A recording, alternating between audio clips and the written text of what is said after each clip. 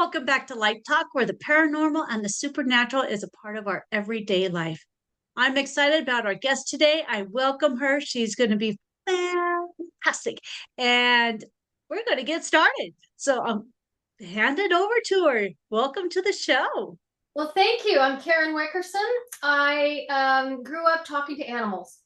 So it was quite a journey. It's been quite a journey for me to actually say out loud to people without being shy and just claim it. It's like I talk to animals. Now I usually get, well, what do you mean you talk to animals? Kind of like Dr. Doolittle. And I was like, well, yeah, kind of like Dr. Doolittle. Like I understand them as clearly as I'm talking to you, Dana. So it's they talk to me in words, in sentences, in images, in moving pictures. I'm able to project my mind into their body, so I feel them physically. I see through their eyes. I hear through their ears. I feel their emotions. And really, how it comes about is that I just use source, spirit, divine creator as the kind of connection to interpret everything, and then it just comes out of me. And it's been difficult to really explain to people how I do what I do, because I've been doing it since I can remember since I was 3. And it's been a fascinating process. There were times in my life that I shut it right off because I was growing up in the 70s and the 80s and people didn't understand and I wanted to fit in, and when you're a kid and I'll say to an adult, oh, your dog or your cat wants X, Y, and Z. They're like, what are you talking about? Like I got the nickname Crazy Karen from my friend's parents. And then my friends' parents, would tell that to their kids. And so it's not like I had a lot of friends, but it was just a nickname that kind of stuck and it wasn't really nice. And so I started shutting it down. This is in the 70s. Nobody understood this. Right. And as a teenager, you just want to fit in, right? So even though I saw auras, I couldn't fully shut it down, but I was seeing things that normal, listen to me, normal other kids couldn't see, right? Right. And it wasn't until I was in my teens that I couldn't ignore it anymore. And that's when the walls and things that I thought were solid, like I'm talking about walls or tables, chairs, they started to flow in and out, like they were Like breathing. like breathing, like they were just like they weren't solid anymore, and I could see it move. And I'm like, how can that be moving? Like I thought I was going crazy, and I was trying to explain this to my mom. God bless her. I tell you, she did her very best to support me, to understand me. She was, she was trying to understand what was going on with her daughter as well as my dad. But it's something that was unusual for them to understand, so they just did their best. And I knew things before things started to happen, and my dad got like, okay, what's going on, and my mom was like, well, this is, all we can do is guide her and do it. Like, we don't know what this means. However, they did their best, right? And then it wasn't until when mom realized that I could see things move and I could start seeing energy like thermals off of the hot pavement. To me, that's what energy looks like, coming off of people, coming off of plants. She said, why don't you figure out a way to harness that energy and use it for good? And she suggested healing touch for people. And so I went down that route in my mid-20s. And it was interesting because I could start feeling energy pulsing through my hands. I could start seeing energy really clearly off of people. And I did all my levels except for being a certified healing touch for people practitioner, because it's not what I really wanted to do. I just wanted to learn how to manipulate energy to help with headaches or people who I love. I didn't want to turn it into a business, right? Right. And then life got in the way, you know. I did my undergraduate and I did my graduate degree in applied behavioral science and clinical counseling for families. And I got into the whole thing of child protection work, you know, reunification of children to their families, or having to write case notes suggesting that they need to be removed for protection issues. Now, I didn't get to make those decisions. I just wrote my recommendations. The social workers and the courts made those decisions. And those were kids at risk, you know, for abuse, neglect, mental health, severe mental health reasons that they couldn't take care of the kids. And those were the hardest ones. In that, you know, I wear my heart on my sleeve, and it was really difficult to write those. And I did this for 13 years. I would go into people's homes trying to help them put some support into their homes. And 2 years before I retired, I saw the writing on the wall. I saw that the red brick wall is coming straight at me. I'm like, I need to plan my exit strategy. I needed to plan my midlife crisis, so to speak. And I decided that I was going to do healing touch for animals. So I flew down to Colorado many times because that's where it's located. The founder, Carol Cometer, she's awesome. And I followed her around North America. I did many, many courses to get certified. And I spent a year getting certified, build my network here in Vancouver. I work with a veterinarian, and I do healing touch for animals. And I turned on the faucet in terms of talking and listening to animals, to really turn it on and own it and live it and being my calling. And I'd say about 6 months before I retired, I had, you know, one foot in the human realm, 1 foot into the animal realm, the human realm. I was getting drained and drained and drained. And my husband looked at me, Drummond. He said, Karen, you can't live in these two worlds simultaneously. Like, you need to make a choice, you know, either do the full-time, you know, family counseling work, or jump off the cliff, have faith, and move into working with animals. And so I knew for my own sanity that I needed to do what my purpose and my soul's purpose is, and just meditating with source, you know, and getting direction from source. I needed to move into the animal realm. I had to. And to claim it and to own it and to be able to say out loud has taken me a long time to say, yeah, I talk with animals. And it doesn't matter now whether or not you believe me, you understand me. It doesn't matter, because it still exists. I love working with skeptics because they turn into my biggest supporters. Does that make sense to you, Dana? Absolutely. Absolutely. I love it because, you know, I'm not able to speak with the animals, but I sense the animals. I don't speak with words. I feel like I speak more with reading their movements, and Yes. especially my dog. Especially my Yes. dog. I see what she does, and I can say, oh, okay, well, you just want to play, or you just want to go outside, or what. In fact, we got into a scuffle yesterday or this weekend, and I'm all bruised up from she even hit me on the chin, gave me a big old Oh knocker boy. on the chin. Wow. Yeah, we had so much fun though. That's great. And you know what? I say that I've got a book. It's called Listen to Your Animals. They Know More Than You Think. And it's about animals' messages for humans. It's not a how to talk to your animals. It's not about what do you do when. It's about, hey, we're sentient beings. We want humanity to know that we are your equals. And these are the messages that we have for you.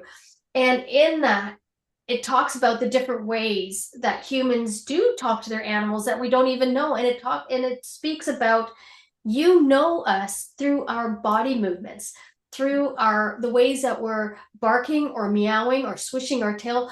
We are communicating and you are picking it up. It's just that you're not trusting your intuition. And we know as human companions to our animal friends that live with us, instinctually, we know when something is not right, don't we? Like we know You're that, right.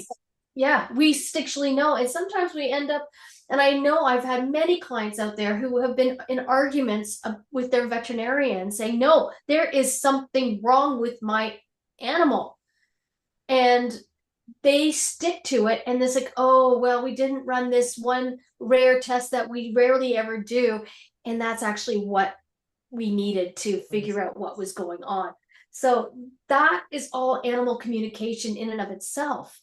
Just because you don't hear the words or you don't see the images, you instinctively know that something is wrong because your animal is sending you those messages that your gut is literally, and your heart is literally picking up on. Sorry. Yeah. No, Yeah. you're fine. Yeah. Yeah, I can tell what mood my husband and I are in by my animal, by my dog. Right. Yeah, so I can tell what mood we're in, and I can tell if there's spirit around, even because Yes. she really watches for spirit. She one time she started to play with the spirit. She's looking at him, just focused on him, and then she's like she's Yes. like, okay, come on, let's start playing. Come on. Yes. And I wondered if it was our previous dog.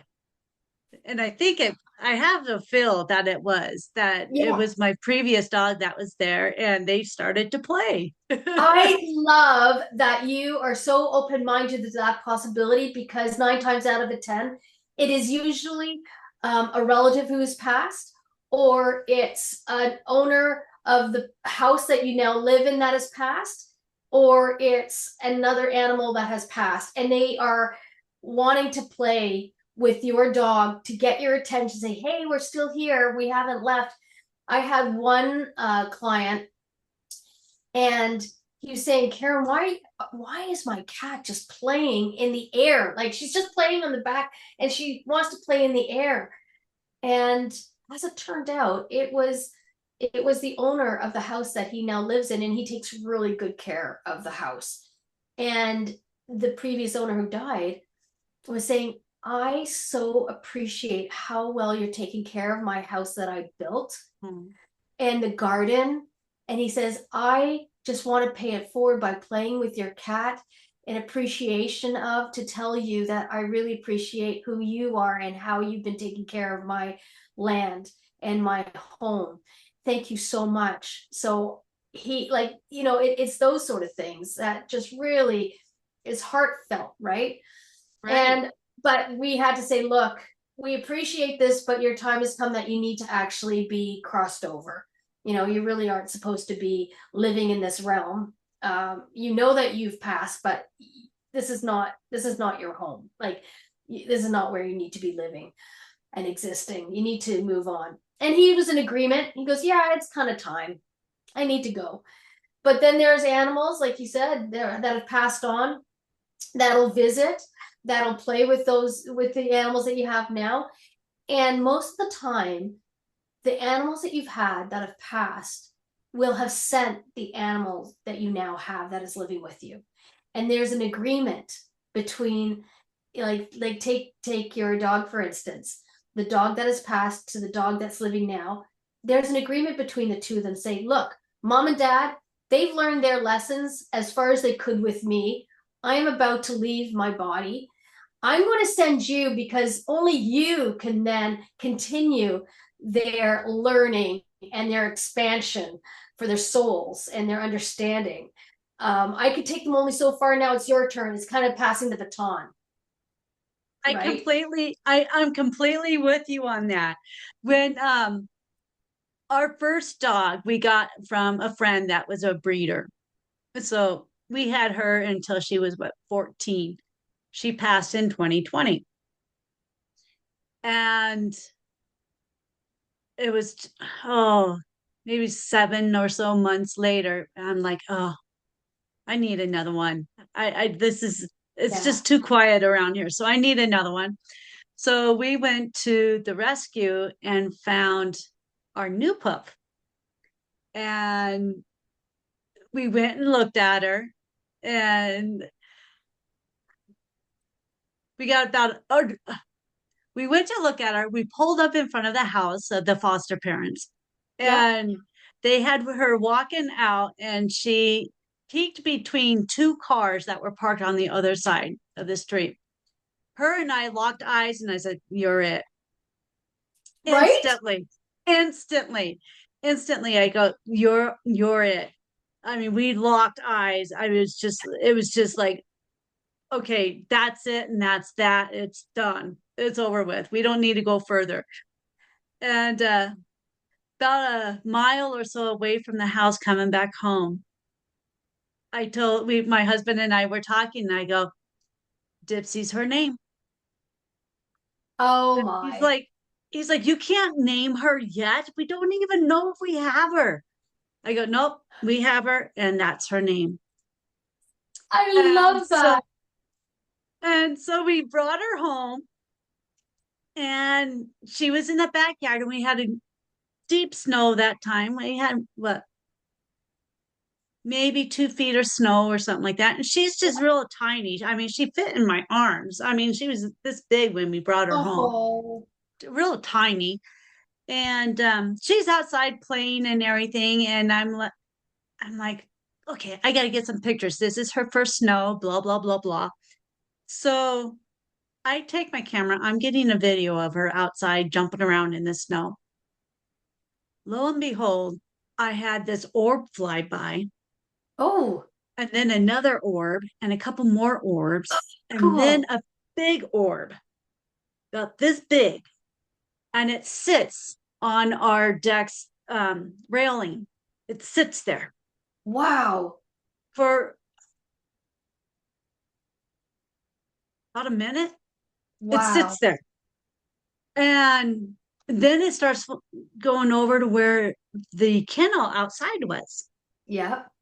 So I'm like, afterwards, and then it kind of snooped around and then left. But it moved around quite a bit. And I'm like, you know what? I bet you that's our last dog. I bet Oh you yeah. that's Hope. And Hope was um, teaching Dipsy how to go around the house and the Yes. rules and everything like that. I go, I Yes. bet you that's what who that was. So I know she's here, and I know she's been helping with rules of the house, and That's that. exactly what happens, Dana. Oh my goodness, I usually have to explain this to my clients, but you get it. Yes. Yeah. So our past animals do educate the new animals that are coming into the house. Okay, so usually dad is in a hissy fit when X, Y, and Z happens, or mom is in a hissy fit when this happens. And this is the best way to handle it, or there's like, okay, definitely no walking on the tables. They don't like that. Like they'll actually explain all the rules of the house, and they'll help train the animal as well. Oh, I believe that. Yeah, they do. They train and they Uh-huh. teach. And I'll see, I'll see when we used to have rabbits, I could see them looking up towards past rabbits. It's like, is this okay? Is this safe?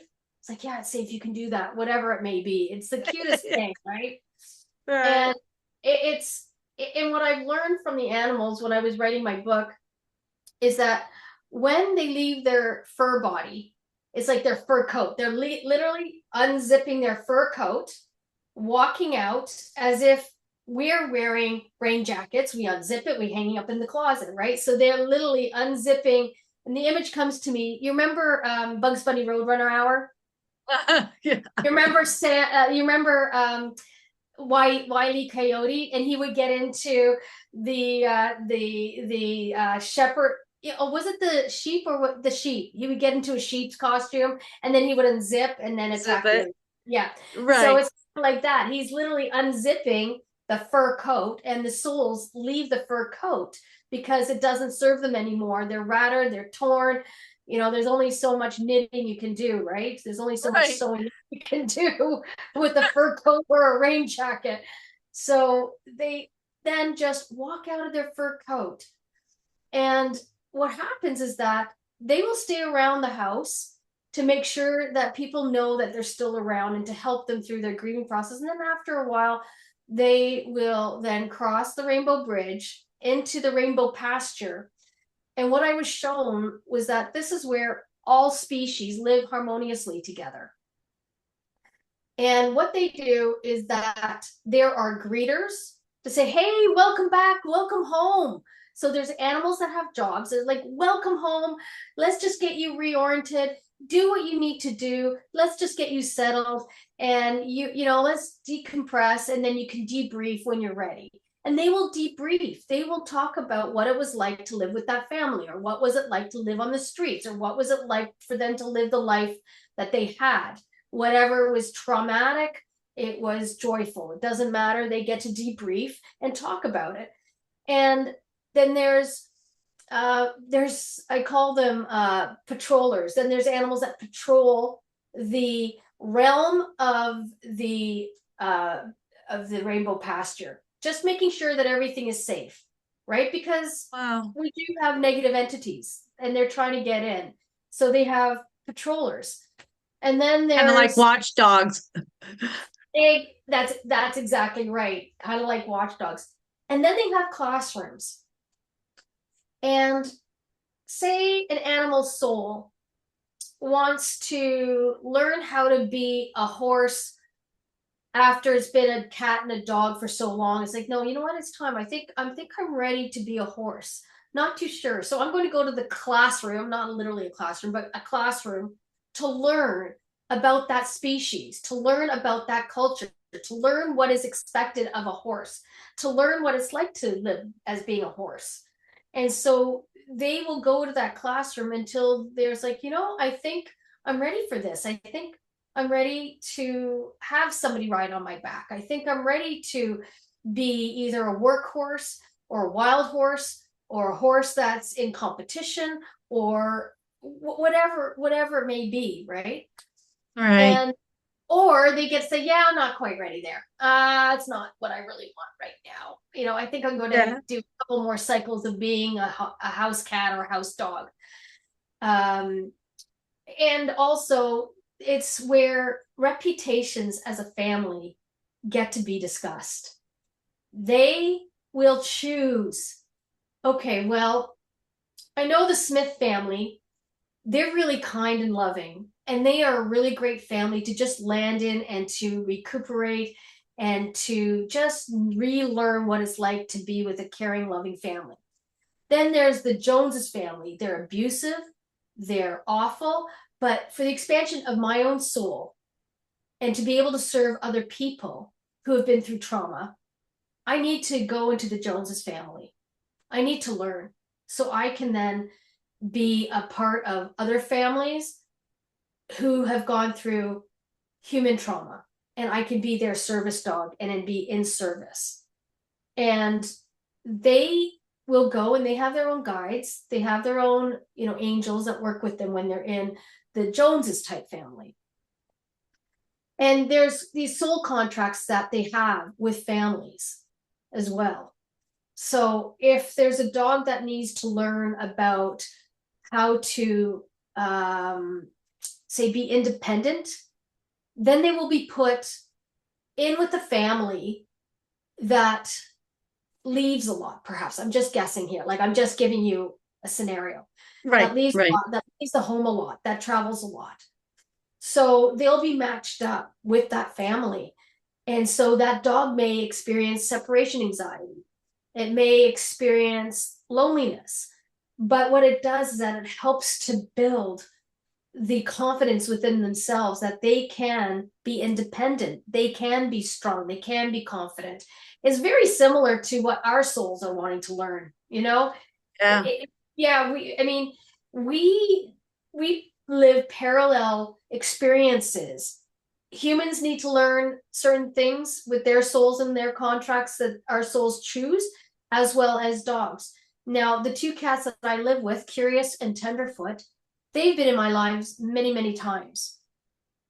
Curious especially. She's my black cat. She's my spiritual protector. She will tell me when dark ones are trying to get in. I have a whole network of angels that will get rid of them. And she will be there when I'm working on other animals. Say, okay, Mom, they actually need more help in this area. And so she and I work really, really well together. And she and I have had many, many, many lifetimes. And Tenderfoot, she's a new one in my life, but I know we've had not as many, but we've had lifetimes. And she's teaching me how to be patient, to have absolute patience, because I don't. I don't have patience. And so she'll act bratty. She will act like the jokester. She will push my buttons. She will test me, and I love her for it. And I recognize what she's doing. And I just bless her. And I say, thank you so much for being my teacher in this. And thank you for reminding me that I can't just, maul you with my hands and kiss you all over and just want to smother you with love, because she will nip me. It's like, boundaries, Mom. That's enough. And when it comes to patience, she walks on her tables. She walks on our kitchen table. And I breathe and I try not to yell. And I do I'm not 100% just because I talk to animals. I have my foibles. Yeah. Right? Yeah. We still have rules in the house. Exactly. And she knows what they are. So she'll get on the table, and what she'll do is that she'll get on, if there's a newspaper on the table, she'll get on the newspaper. I say, Tenderfoot, you're not supposed to be on the table. She goes, Mom, technically I'm not. I'm on the newspaper on the table. Oh, jeez. I'm like, oh my gosh, come on. Are you kidding me? She said, you said not to get on the table, so I'm not. I am on the newspaper. And then I said, I'll say, Tenderfoot, please get off the table. She goes, you're not my real mom. And she'll flash me a picture of her cat mom. And I'm like, you little stinker. Oh my goodness. I am your real human mom, so get over it. These are just little samples of the kind of tricks that she plays, or mind games that she plays, for me to build patience, compassion, understanding, and also to have a sense of humor as well. Do you find that you do that with, like, your dog does that with you?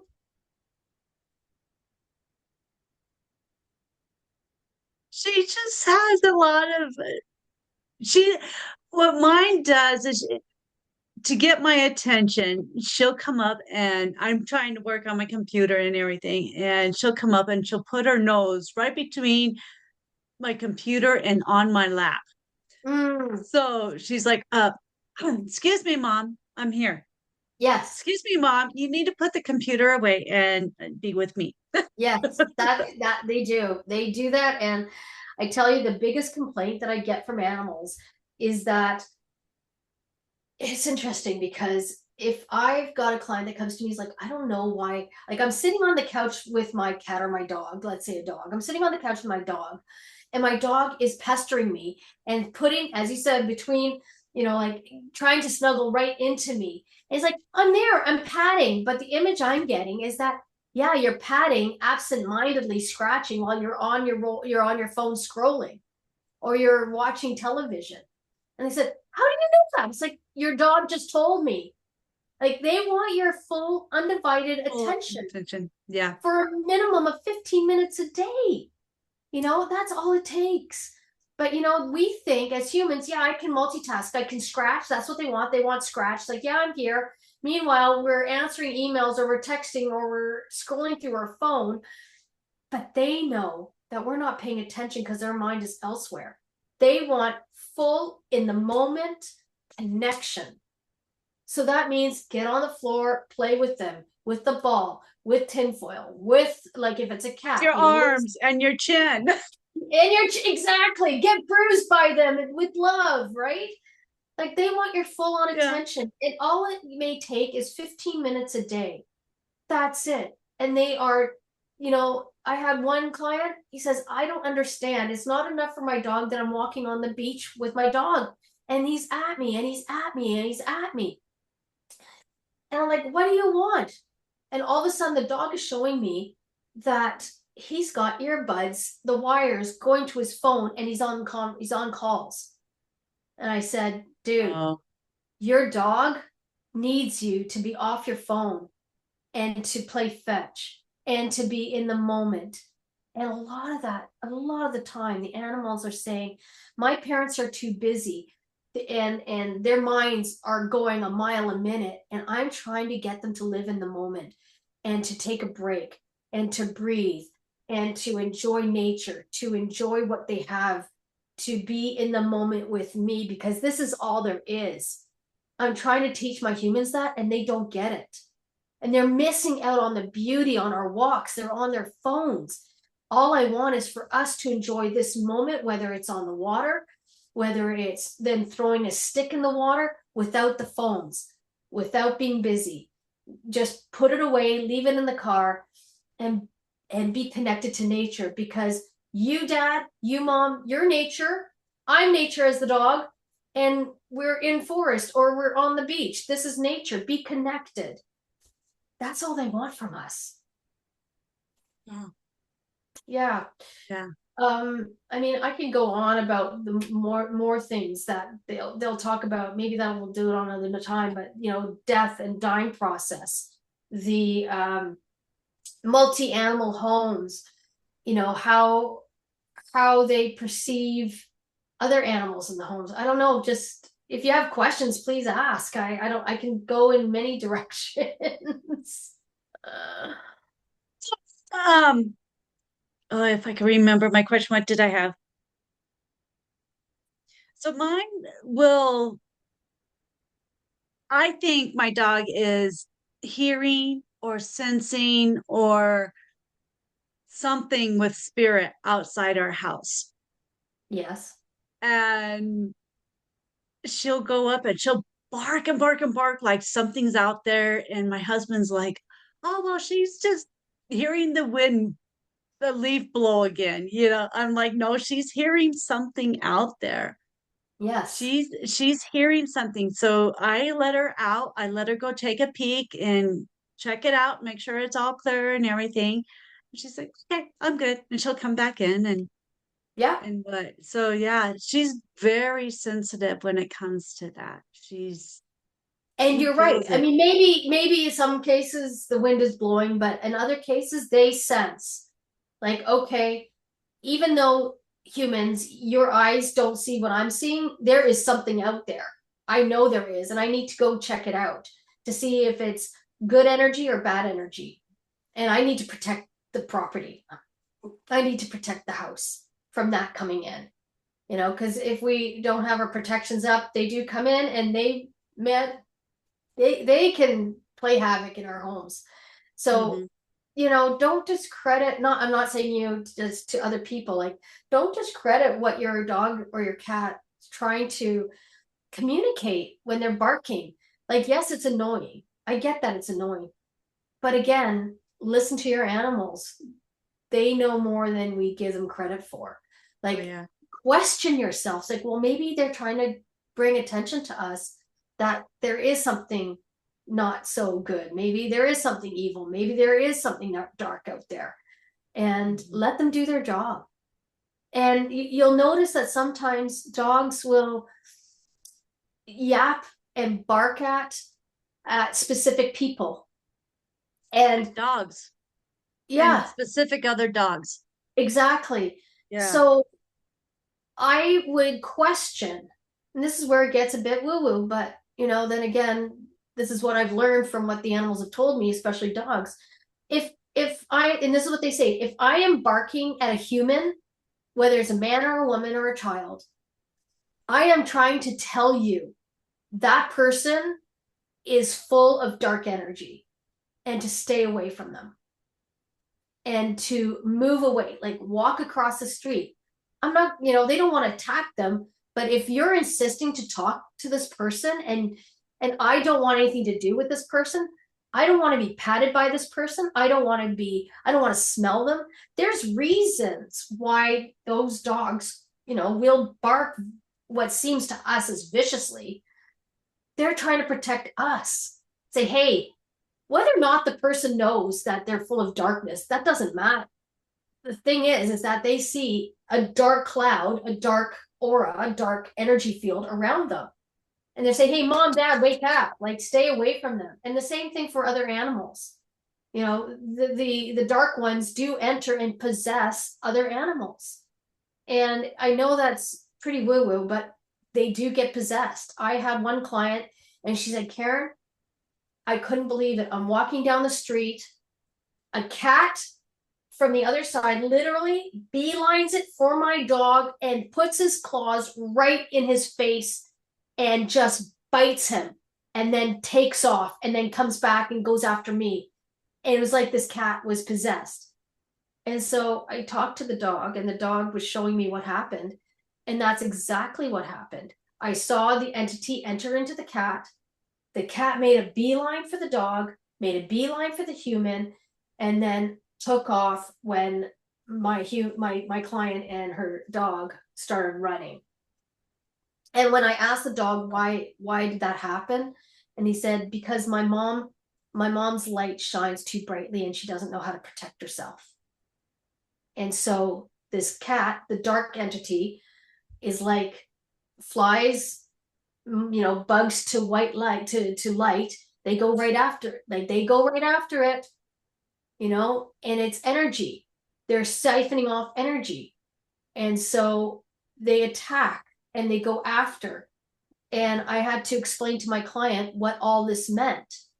And so it's these kind of things, like, why do these things happen to our animals? What seems like out of nowhere, where unfortunately our eyes don't vibrate at the frequency that our animal friends' eyes do. They see things that we can't. They hear things that we can't. Doesn't mean that they don't exist. So I work in the unseen realm, and I'm able to see and hear things that animals can hear and see things. Now I have the ability to turn it on and off because I don't want to be seeing this stuff all the time. I only turn it on when it's necessary. Or else I can't function. It's a lot. I don't have it all the time, but I can imagine listening to you guys and saying you have to shut it off. Yeah. You've got to shut it off. So here's another question. I understand that when an animal runs away from a home, that is because that time with that family is over with. And either the family or the animal needs a different learning. It's like that contract is over with for that family.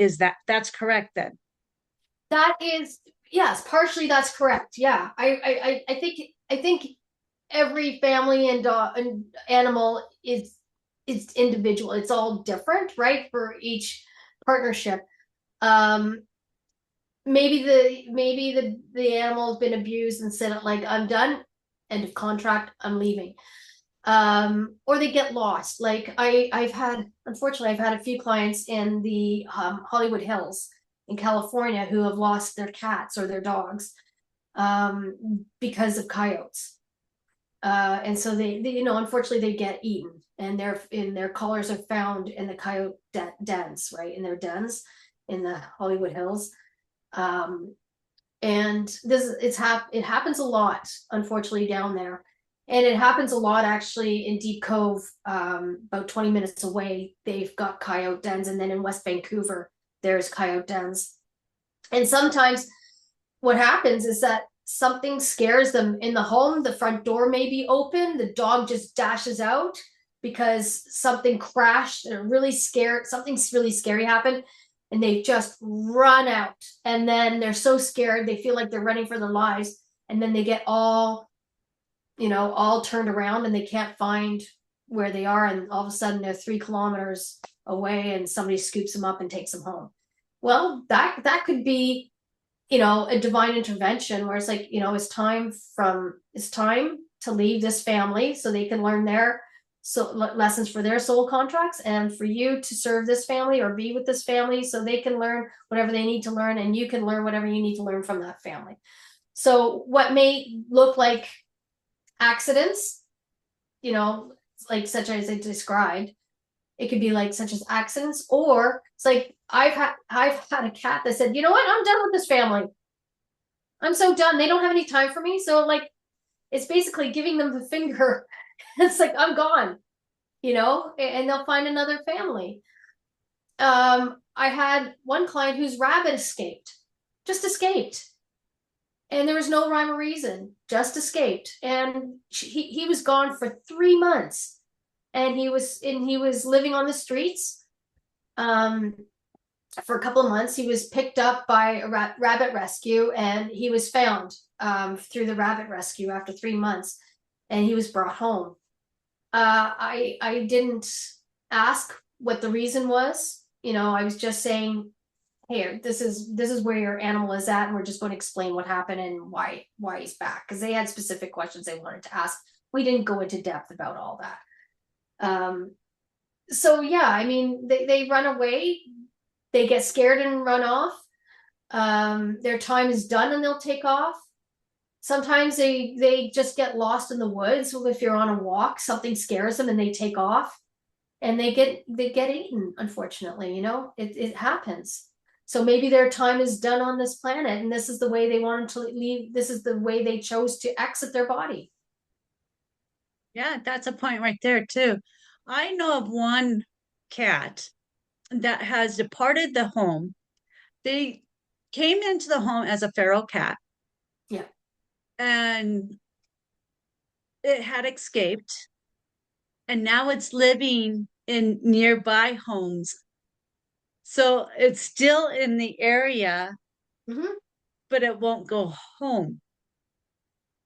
What's Interesting. the I would love to know why, right? Like, why are Yeah, you going home? What is going on in the house that you're done with? Like, what, you know, like, and I'm thinking of many reasons. Like, they don't have time for me. I'm not getting fed on a regular schedule. They're neglecting me. Maybe there's a newborn, you know, and they really don't have time for me. Or my time is done with them. You know, I want to serve other humans, you interesting. know? Because it had another cat with it, and that one had passed away. Mm-hmm. And they were together their whole lives, or most of their lives together. So I was just kind of wondering if it was missing that one, and it just kind of like, okay, I don't, maybe something along that line. A new cat did come in about the same time. So Mm-hmm. you're lost one, and you bring a new one home. And so I'm not sure, but it's staying around the house. It's still right there. It lives in a trailer park, so it lives under the neighbors' homes. So they still see it, but it won't come back to the house. And Interesting. there's other dogs in the house too. So I don't know if they know each other. They've lived with each other, all these animals, but this one here just Maybe they they're can't get just it to like, come back. I'm done. There's just too many animals in the house, right? Like, I'm Maybe. done. Yeah. I mean, I have one client, and she has a bunch of dogs, like 5 dogs that have come to her. You know, they found her and they've come to her, and one of the dogs, and she has this dog for quite a while. And she said, you know what? My mom is too busy. I need some one-on-one time that my mom can't give me. And I really don't think that this is the place for me to live anymore. I'd like to go to an older home where it's quiet and I can be the center of the attention. This is what I'm needing. And my client, she loves her dog so much. She said, I'm going to miss you. And I'm sorry I can't give you what you're needing and you're wanting. You'll always be my dog. You'll always come back if you need to be boarded. You know, you'll always have a place here if you ever want to come home. And she gets to see her once in a while. But you know what? The dog is so much happier. The dog was pooping in the house, was peeing in the house. Like, how much more clearer can you get that I am not happy? How else can I get your attention? And so she contacted me because my dog is pooping and peeing in the house, and she never does that. And this is what the dog said. Like, it's just too busy of a household for me. and you don't have the time for me. And I think I'm a one person, like I'm a one dog family, Yeah. one family dog. Like I don't want to be with other animals.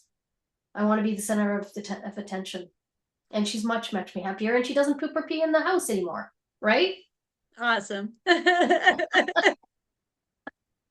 There's always, so I guess why, for me, part of the reason I wrote this book is it was my soul's calling, and Source was just pulling me to do it, and I call myself the reluctant writer because I don't like to write, and the animals were pushing me to do it.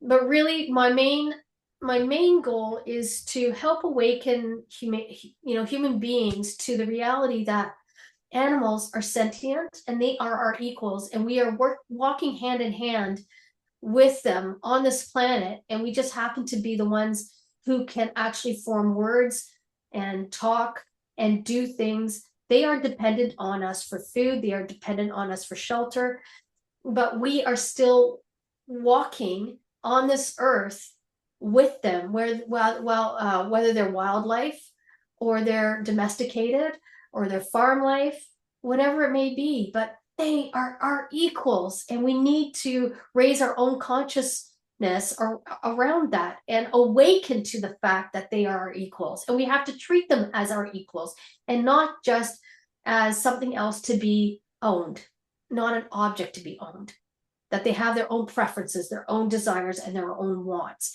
and their behaviors are communicating that to us. That is the biggest way that they're communicating. And we can all figure that out with, like through their behaviors and their physical reactions, right? Yeah. One last question before we leave. Absolutely. How do they feel about having leashes on? I've always wondered that. Oh, great question. Some of them love it. They feel secure, because what happens is that when you're holding a leash, they feel your energy running down the leash onto their harness or their collar, whatever it is, and they feel connected to you and they feel safe. And a lot of them like that. They just feel like, yeah, we're a team here. I feel good about this. And others are like, get this thing off of me. I feel constricted. I don't like it. I want to run free, and I'll come back, I promise. But some of them just absolutely hate it. And that's when that's where I come in, and I have to then tell them, hey, when you live in a human world, we have laws, and we have areas that you have to be leashed up, or you have to have a harness on, and in order to keep people and other dogs and animals safe. And this is just something that happens when you live in the human culture. And they may not like it, but they're not fighting it as much. So there's negotiations and agreements. So, well, like, can't you just take me to a dog park then and let me just run around? And usually it's like, oh yeah, we could do more of that for sure. And that's where they get to run and they get to play and they get to be their dog selves. We have, luckily here in West Vancouver, we have a dog park that goes for a couple of kilometers on the beach, so they can run in the water, the rocks, and yeah, it's pretty phenomenal. They can dog play with it's just an amazing walk, and it's like, where else can you do this, right? And then there's forests. So luckily where we live, we have a lot of places to go with dogs that can be off leash. So we do have to explain that. And in my book, I actually talk about a dog that has asked to be on a muzzle. He wanted the muzzle because he could not, or she could not trust herself enough to not attack. And she says, I want to enjoy life and I want to be outside with people. I love people, but I don't trust myself, because unfortunately with the wiring in her brain, something would just click and she would just take off and attack. And she was unpredictable and she was not happy. She was not enjoying life. And so her human was having a very hard time getting around the fact that she would have to muzzle her dog. But she says, Mom, don't you understand? I'm asking you to. I want to enjoy life. I want to be free. And I can't trust myself. So now they have an amazing time with the muzzle on. And she's just like a happy dog and living life to the fullest. So it's like we got to change, we got to shift our minds around, oh, that's a dangerous dog. Well, there's awareness within dogs that say, hey, actually, I want to be muzzled so I can enjoy my life. Never thought of That's a that one. different way. Yeah, I Yeah. would have never have thought of that side of it. But yeah, just like us, we have to take medication to keep ourselves on the cool, right? Exactly. Wow. So what's the difference? There is no None. difference. No difference. No, no. That's So awesome. yeah, That's so awesome. Well, we are going to have you back on again I'd love because that. you um are saying that you have so many stories you could go on and on and on and on and on. So I am asking you please to come back I would and love that. chat with us some more because I am very interested in speaking with animals and listening to the animals. And so at some point, maybe I can do that with my own. But Yeah, I would I would love love that. to hear more of your stories and everything. So, You know what? That sounds great. I would love to do that. And we can, what's your dog's name? Gypsy. Oh, it is Dipsy. So Yeah, let's do a session with Dipsy, like a quick 10-minute, whatever questions you want to ask her. And let's see what she has to say. that would be awesome. That would be awesome. I have a picture of her if that helps. Yeah, well, I will need to, like, not right now, but I will need to see her eyes because I need to tune into the energy signature of the animal, and also your dog that's passed. What was her name? Hope. Hope. So sorry, I know you did tell me that. It's all So good. let's bring in Hope and Dipsy, and let's see what they have to say. Could take 15 minutes, could take 20 minutes. Who knows? Maybe we'll have a whole session. Let's see where it goes. I'd love to do that. That would be cool. That would be really awesome. All right. Well, I know you have to go, but thank you so much for being on the show. And I am excited to have you back again and talk some more about all this cool stuff about animals. And you even have stuff, paranormal stories too. I So, do. Yeah. so this is going to be such like a series with you, I think. But yeah, I can't wait to have you back. And Oh, Dana, it's a real pleasure. thank you so much for being on the show.